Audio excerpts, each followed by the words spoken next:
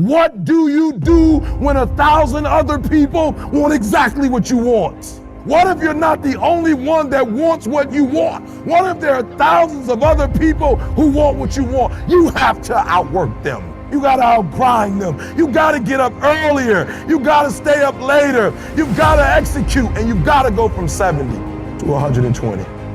Once something's important to you, it never leaves your mind. If you always dreamt about being a singer-songwriter and you never did it, you will be haunted by that at the age of 70, because it's still right here, stored in the back of your mind.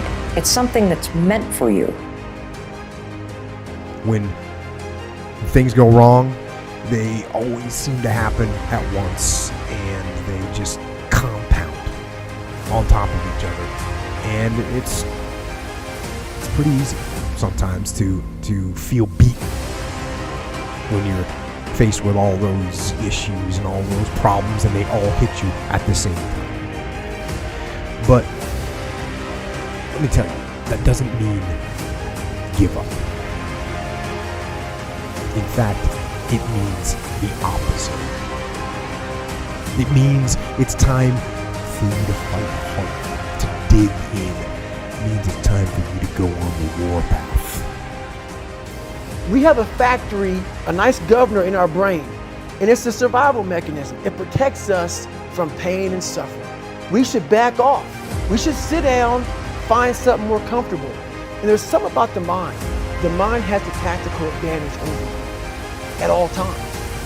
At all times of your life, the mind has a tactical advantage over you. Why is that? It knows what you're afraid of. It knows your insecurities. It knows your deep, dark lies. And it starts to push you away from that shit. It pushes you in a direction that is comfortable. The mind controls everything. So what I realized was that when I was growing up and I was 300 pounds and I got all fat and I got all insecure, I realized that my mind kept taking me in this direction. When things got uncomfortable for me, when I was facing my insecurities, I was facing my fears, my mind said, oh no, we have a tactical advantage. We need to get you, separate you from this feeling over your life. It's all about feelings. We want the happy feeling. We don't want that feeling of this sucks. Why am I here? And you don't have any, so you can't answer those questions, so you leave.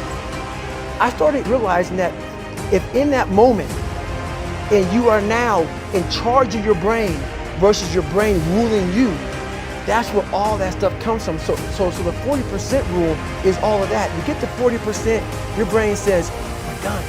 Let's roll, man. This is starting to get painful. This is uncomfortable. At 40%, I'm feeling pain. That's where the 40% rule kicks in.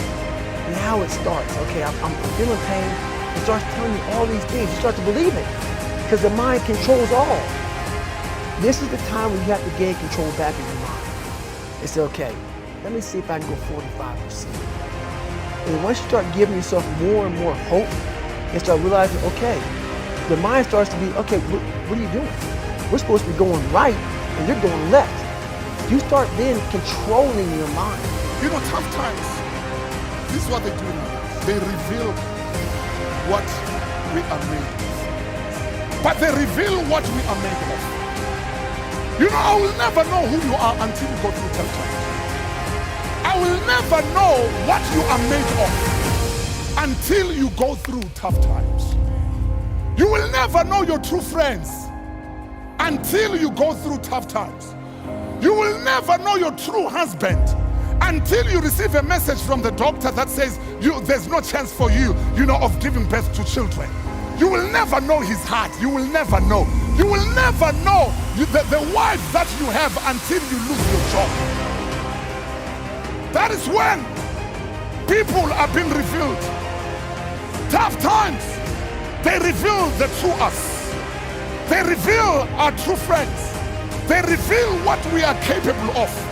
You will never know what you are capable of until you